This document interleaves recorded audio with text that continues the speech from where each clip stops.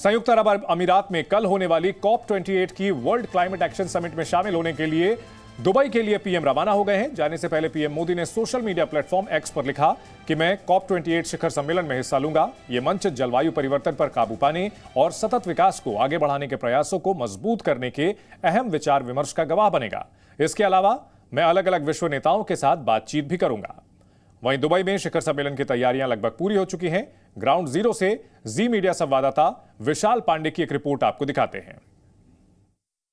प्रधानमंत्री नरेंद्र मोदी 2 दिनों के यूएई के दौरे पर आ रहे हैं और इस दौरान वो जलवायु शिखर सम्मेलन कॉन्फ्रेंस ऑफ पार्टीज के इस 28वें सम्मेलन में हिस्सा लेंगे। प्रधानमंत्री नरेंद्र मोदी का ओपनिंग रिमार्क्स होगा इस सम्मेलन में और पूरी दुनिया प्रधानमंत्री नरेंद्र मोदी के उस भाषण को सुनेगी जिसमें वो जलवायु परिवर्तन से निपटने की चुनौतियां और उसके समाधान पर बातचीत करेंगे। क्योंकि अगर हम भारत की बात करें तो भारत हमेशा से यह कहता रहा है कि वो 2070 तक कार्बन उत्सर्जन को नेट जीरो कर देगा भारत में। इसके अलावा जो हमारा अलग अलग लक्ष्य है, चाहे 45% तक की कार्बन उत्सर्जन में कटौती का एक शॉर्ट लक्ष्य यहां पर रखा गया, भारत उसे भी पूरा करने का प्रयास कर रहा है। और इसके साथ ही भारत अक्षय ऊर्जा की तरफ, यानी जो अलग अलग, चाहे वो यहां पर आप सौर ऊर्जा की बात कर लीजिए, इन तमाम चीजों पर भारत का फोकस बहुत ज्यादा रहा है और भारत अपने उन्हीं तमाम आइडियाज को दुनिया के सामने रखेगा। क्योंकि जिस तरह से इंटरनेशनल सोलर अलायंस की बात आती है, उस समय प्रधानमंत्री नरेंद्र मोदी ने पंचामृत के नाम से एक फॉर्मूला पूरी दुनिया के सामने रखा था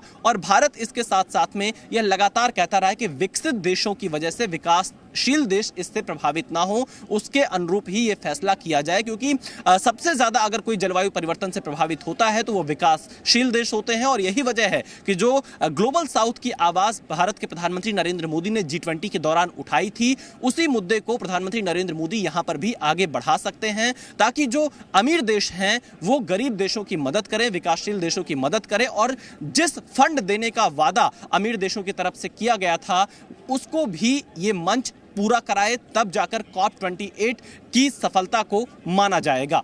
कैमरामैन एस जयदीप के साथ विशाल पांडे, जी मीडिया, दुबई।